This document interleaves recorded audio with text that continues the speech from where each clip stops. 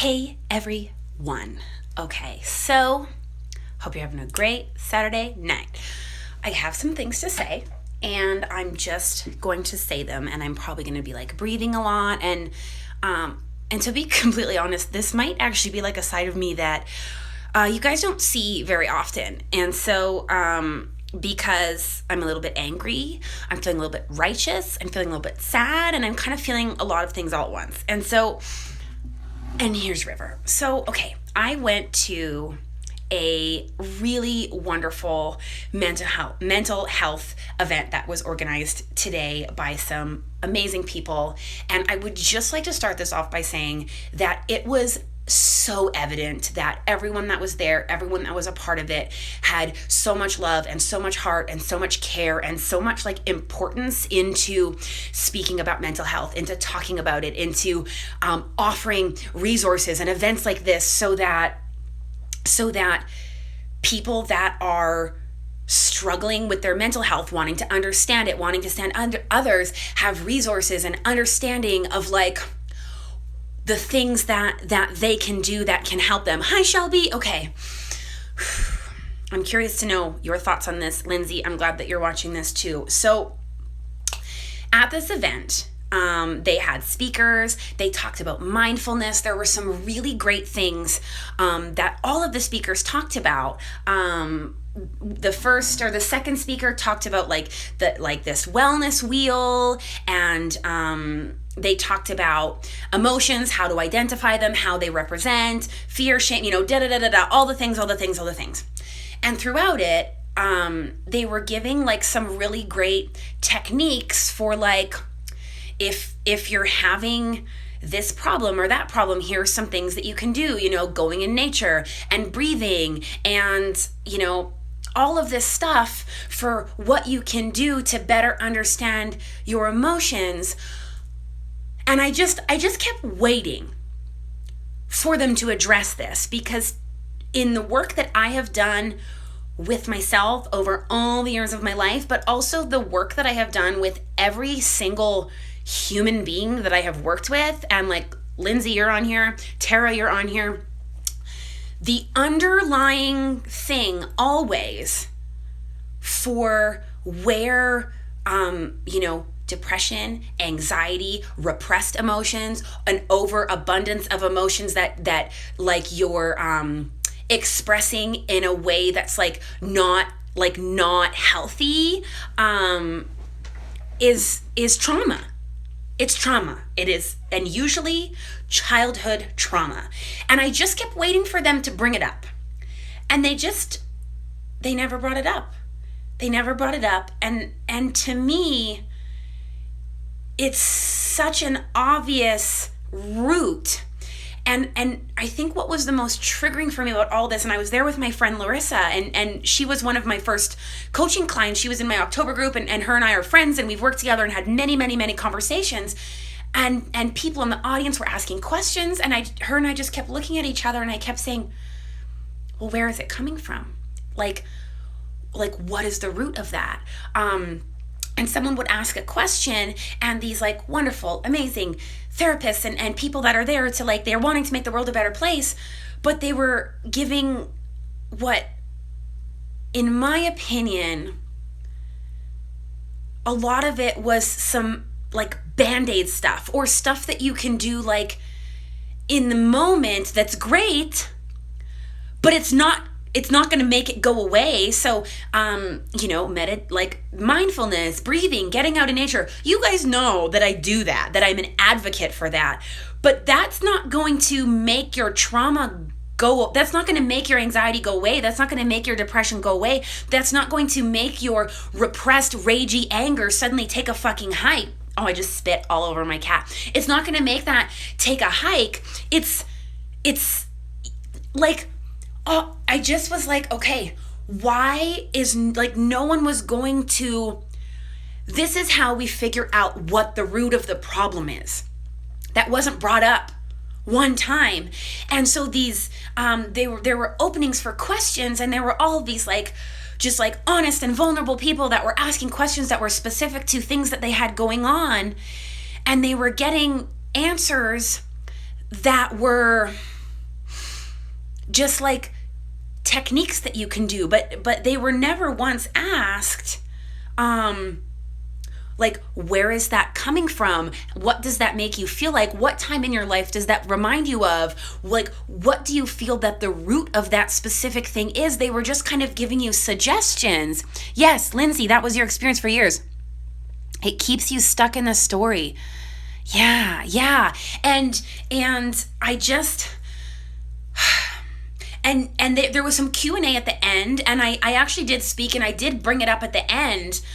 But what I wanted to do was just stand on a chair and just scream out, like, to everyone that was there, you have to look at your childhood trauma, because that's all of it. Like, there was one girl that was talking about how when she goes on social media, she sees someone that has a car, she sees someone that has a nice dress, and it makes her feel bad about herself, so she's gonna go and unfollow all of them. And it's like, okay, great. That is a great thing to do. I've done that myself, but that's not a solution. That's like, okay, here's what I'm gonna do. But the question then is, okay, like the question I would have asked this woman was, okay, so unfollow those people that make you not feel good, but that didn't solve anything because you still have that under there. And so it's like, okay, so what happened? Like, why are you feeling like you need to compare? What's made, like, where did you first start comparing yourself to others? Where did you first learn that someone was better than you if they had something? Or when were you first made to feel lesser if you didn't have these things? You have to ask those questions to get down into it. And I was like, are people afraid to talk about trauma? Let me see what Shelby's saying. Yes, childhood trauma. That's so right. And I was just talking about that with Keith, because I said that, like, when people think of trauma, people think about a car accident or sexual abuse or suicide. And I know that a lot of you guys that are on this call right now have had those big T traumas, but there's also little T traumas. There's also, your mom who, like, really was wanting to provide, like, and this is something for me, like, my mom, like, was a lot of the time a single mom, like, after her and her ex-husband divorced. And so she was working and she was keeping the house clean and she was wanting to do everything she could to provide this safe space for us. But then because of that, she wasn't, like, at our sports events or all of that stuff.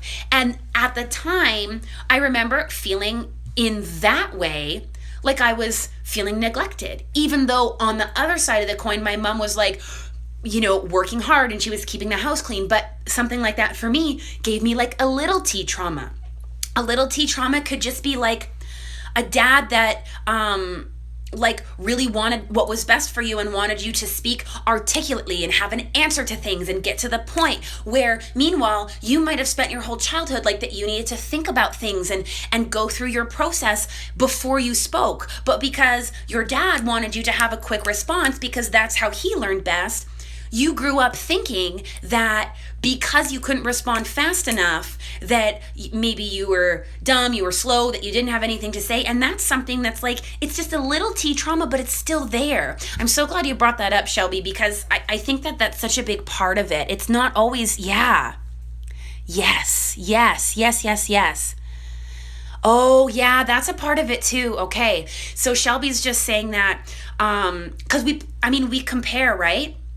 We compare and we think, oh, well, who am I to talk about my little sad trauma that my mom didn't come to my volleyball game, when there are children out there that had a dad that that took his own life and committed suicide, or that had sexual abuse, or that had addictions in the home, or whatever. So yeah, I think that's part of it too, is that people are like, well, my problems aren't as bad as theirs, so then they don't think to identify them. I think that that's such, So anyways, thank you guys for, like, being so receptive to this. But what it really, there was one point I turned to my friend Larissa and I just said, I feel like crying right now, because there are all of these people here that are asking these questions, and they're here and they're wanting help. and they're getting things that are helpful, but nothing that's going to get in here. And this is where the stuff is. This is where the things are. And I was just like, there's all these people that are so eager for help, and they're craving it, they're asking for it, and they're coming to things like this and they're not getting it. And it also made me realize like how important the work that I do is, and same for you, Shelby, and same for you, Tara, with the stuff that we do about being willing to address it. And I think sometimes too, all of the things that I know that make sense to me, I sometimes forget that not everybody knows them. So in my head, I'm like, what's trauma? It's trauma. There's something under here. And then I also wonder, okay, is that also because I'm psychic? So I just like see things and know things that people don't, and I just think that everyone else is supposed to know them. So I sometimes think that that's a part of it. But so I came home and I told Keith all about this, and I was like doing this like I'm doing to you guys right now, and as he's filleting fish. And afterwards he came into the bedroom and he just said to me, he's like, you know what, Steph, I like seeing you like this. I was like, well, what do you mean? And he's like, I like seeing you this fired up about something, because then it means that you care. It means that you're going to go out there and be excited, and you're going to talk about it, and you're going to make change, and you're going to help more people. And I was like, well, I fucking have to. And not that I wasn't going to, because that's what I'm fucking here for. But it was like, it made me realize how much people need this and don't know about it. So I'm really excited, like with my podcast that's going to be launching, I'll definitely be talking about this more. I'm just going to scroll up and see what Tara said. So, okay, Tara's trauma was in her early 20s as well. Yeah, exactly. And it's so wild how, I mean, for most of us, it, like a lot of it happens when we're younger, but then of course there can be more, that another, like a layer trauma, or even a new one. And I mean, I have to just give Tara a shout out here, because we worked together in November. She was part of my group life coaching that I did, and she like, I mean, it was like a challenge, because things were happening very, very rapidly for her in a like big transformational way, but like you fucking went into it and you did the things. So I'm really proud of you for that. And yes, thank you, Shelby. I'm just reading what Amanda has to say. She doesn't have any that could cause her. Today sure caused her trauma, and she never knew. Okay, so if I'm understanding you correctly, Amanda, you kind of like explained it to her and allowed her to kind of understand it in a way where she realized that her like little T traumas still counted as traumas. Is that what you're saying? Because if so, that's amazing. And even not, you planted a seed for her to think about that, and it'll come back around. That's really awesome that you did that. Yeah.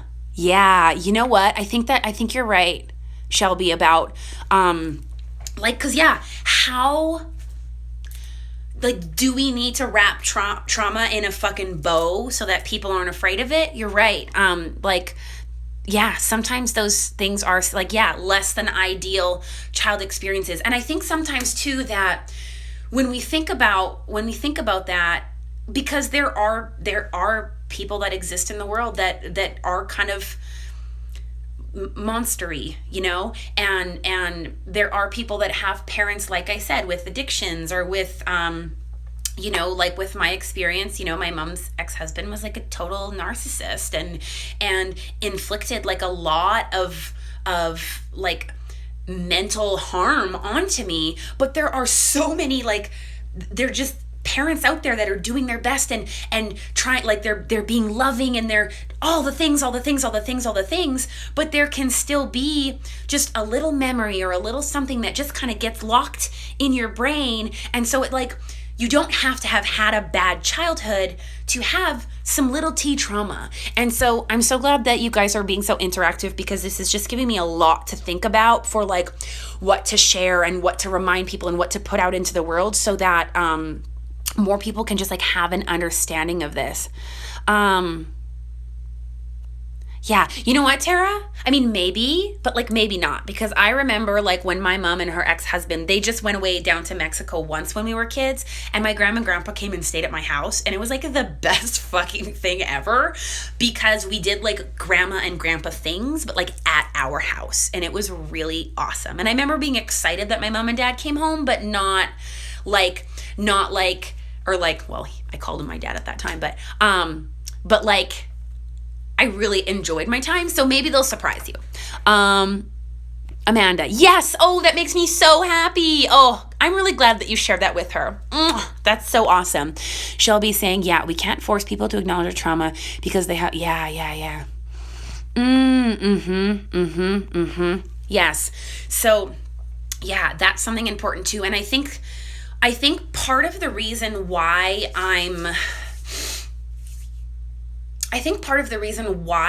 I feel as though I'm allowed, like when I'm working with my clients, to like dig right into the trauma is because I talk about it. And so when people come to me, they know that that's what we're doing. They know that we're going to dig into the stuff. They know that I'm not going to beat around the bush about it. But what's also really great about the way that I connect is that when I do my coaching, and even when I do my life coaching sessions, I connect with each of my clients' individual spirit groups. And so your spirit group always wants what's best for you. Everything's always for the highest and greatest good. So they will never allow me to share anything, tell you anything, or give me any information that you're not ready to hear. And so that's part of it too. And that's really something that I've had to like learn in my life. Just because I think something, know something, see something, sense something, doesn't mean that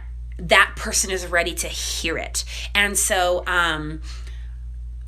so that's, I mean, definitely do that check in with myself. And especially when I'm just like talking with people in real life and we're not actually working together. If I'm just like having a conversation with like, I don't know, my husband, like he did not sign up for me to analyze his trauma every second of the fucking day, which I get in there sometimes, Shelby. I'm sure you can relate. We kind of sometimes just have to be like, we have to have that boundary. And it's different when clients are coming to us because they're saying like, I'm ready to look at this. Let me dig in. So let me just scroll down here. Could there be generational trauma, pain that keeps getting passed down because no one can heal the root? Yes. Okay. Oh my God. I have such a great story about this. So I was, for December and a little bit into January, I was working with this amazing energy coach, actually, that I met through Shelby. Her name is Ashley Stinson. She is energy_archaeology. She is so fucking wonderful. Anyways, so through my work with her and also through just like the stuff that I was doing with her every week and then the kind of the homework I was doing on my own, I was able to realize that I have abandonment issues. And so then the next question, okay, so where are they coming from? Yes, of course, at the age of 3 years old, my dad committed suicide. So there was I was abandoned by the most important man in my life from a very young age. And so then that led to some behaviors about, okay, if I'm afraid of getting abandoned, then I'm going to make sure I don't need anybody's help. I don't need anybody's help for anything. I'm going to do everything myself. I'm never going to ask for help because I don't need anybody, because at any point someone might leave me and I'm going to make sure that I'm fine. And so my mom, same thing. My grandma, same thing. And I remember, and so I was doing this meditation in the bathtub, and I like went into like a very deep space, and this meditation actually brought me back and stopped in my family lineage on my my mom's mom, so my maternal grandmother's side. And then when I went into that space in my meditation, I remembered my grandma telling me something about something that happened to her mom when she was young. And so, and I knew that there was something there and I couldn't remember what it was, but I traced it back to the root. So the next time I talked to my grandma and grandpa, I asked. And so my great grandma was the oldest daughter, and her mom died, I think, when she was like 13 or something. And so she had to raise all the rest of her siblings. And so that's where it started in my generational trauma, was where that fear of abandonment started, because my great grandma had to take care of everything, this family. And then that, energetically was passed down to my grandma, and then passed down to my mom. And it really, played out with my mom, because she had, like, of course, instilled in her as well the fear of being abandoned. And then it happened. It happened with my dad, and then it happened with like her, like my brother's dad, her ex-husband, which, like, thank God, because he's like a total douche. But and then, okay, so here's what's cool. So I had this realization, and then I did a session with Ashley where I brought it up, and she did some big work to do some big moving around of some energy and kind of healing of some stuff with my mom and I. And I mean, I felt amazing, released, wonderful, all the stuff. And I didn't tell my mom anything about it. But what's cool is that when we heal stuff that's connected generationally, not only do we heal that so that we're not passing it on, but we also, it heals backwards. So my mom felt that, my grandma felt that, and energetically, because my great-grand, has passed. But my mom called me the next morning and was like, Steph, I don't know what's happening, but I'm thinking about this, and I'm ready about this, and I did it. And it was like all of these things that, because I had looked at this abandonment thing, and then I had done healing around it within myself and with my mom, then she woke up in the fucking morning and was suddenly like, her fears about things that she was holding on to in case she was abandoned. She was like, I don't know what's happening, but I feel like I'm just ready to do this, and I'm ready to do that, and I'm kind of scared, but I'm excited. And I was just like, Mom, you're gonna die. And I told her all about it, and we were laughing so hard. And I was like, sorry, not sorry, because my healing, and it was like, she just called me and was like, I don't know what's happening. Something's happening. And I was like, I know. But anyways, it was really, really cool. But yes, to answer your question, generational trauma, 100%. And what's been helpful for me is, the best way to notice that is for me to notice my own, be conscious of my own behaviors. And then oftentimes when that happens, we go, oh, my mom does this, or my dad does that. And to kind of go back so that you can understand it. And then, of course, working with someone like myself, or even, Shelby on here, if you feel called to look at, she does some amazing work as well. And totally trust that, whoever you're feeling gravitated towards, that's happening for a reason, that's like your soul, your intuition's guiding you. I'm curious about this person or whatever. Trust that. Let me see if there's any more questions. Okay. So anyways, thank you guys so much for listening to this. And again, I want to reiterate that the work that the people that are doing that put this, it's important. What they are doing is so important, and they have big hearts, and the information that they shared is so great. And I wrote notes, and there were some great things that I got from it. But what was concerning to me was that there was never any talk about how to get into what's down here. Because if you don't, I healed my anxiety by figuring out where it was coming from, not by having nature walks, not by doing yoga, not by cutting out sugar and caffeine and alcohol. And I did all of those things, trust, and they helped. And I had, I was on medication for 2 years. All of those things helped, and they helped me to cope and helped me to manage. And I honestly just assumed that I would be coping and managing throughout the rest of my life. And when I healed that big part of my trauma with control and some stuff with my stepdad, and I was able to do some healing with all of that, my anxiety was gone. And I know that sounds crazy, but it really, really was. And I was having panic attack, anxiety all the time, and it's gone now. Even right now, when I'm talking, I'm feeling crazy like this, I don't feel I feel passionate. And I feel righteous, I need to help the people, but I don't feel anxiety. And I I think I'm sharing about this so passionately because I want you guys to know that whether you're having repressed anger, whether you're just crying when someone looks at you, if you have depression, if you have anxiety, I want you to know that like you can heal and you can fucking thrive. You don't have to just survive through your life. And yes, of course, there are stages where you have to, do the things to cope, but then like there's more, like there's work that you can do so that you can be like living your best fucking life. And I'm just like, I want that for each and every one of you. And so this really helped me to see how important the work that I do is. And I'm just I know that I'm in the right place. I know that I'm doing the right thing. And I just am like, I just want to like yell about it. And so, yes. Oh, thank you, Shelby. And yes, Melissa. Oh my goodness. Melissa and I worked together. She was one of my coaching clients in December and also in January. And we're having our last group call tomorrow. So I guess here's what I want to say. If you're watching this and you feel like there's someone that like you love, that you're like, oh, I would really love for them to hear this or, whatever, please like lovingly send it to them.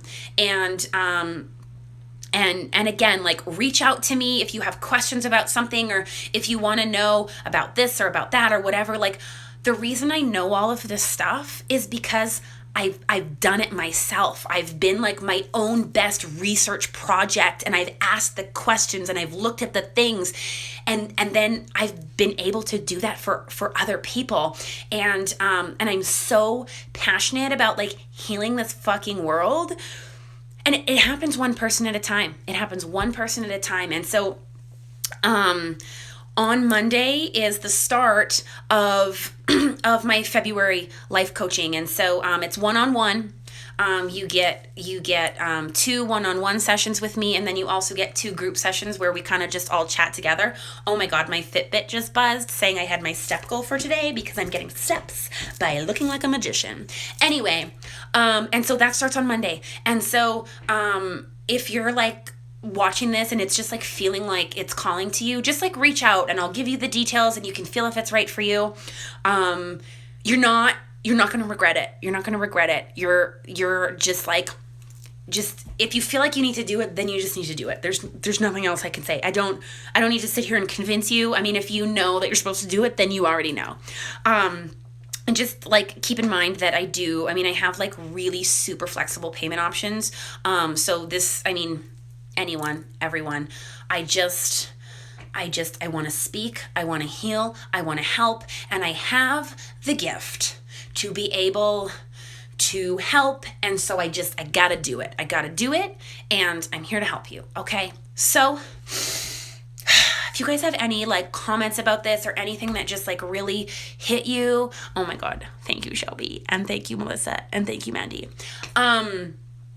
Like any questions about anything that I shared today, please just message me, because your questions and the things that you have like questions about anything that I talked about, it helps me to know the questions that other people might have. So then I can know how to better share, how to better talk about it by the questions that you like hit me with in the DMs, because I gotta, like, it's what I'm here to do. And so thank you guys just like so much for being here and for receiving this and for everything. And I just like, it's really funny because like last week I was like thinking that I didn't know how to express my anger, but like yet here I am like righteously putting my anger out into the world, but like in like such a positive way. And that feels just really good for me, that I feel like that I know that I'm not repressing my anger. Oh, thank you so much. Oh, you guys, okay. I love you so much. I'm going to get off of here before I cry. I'm going to have a bath. I'm going to have an Epsom salt. I'm going to like maybe have a piece of my edible chocolate so that I can go to bed. I don't know yet. I'm also probably going to have a snack. I'm going to hug my husband and I might cry in the tub. We'll see. Anyways, I love you guys so much. Thank you.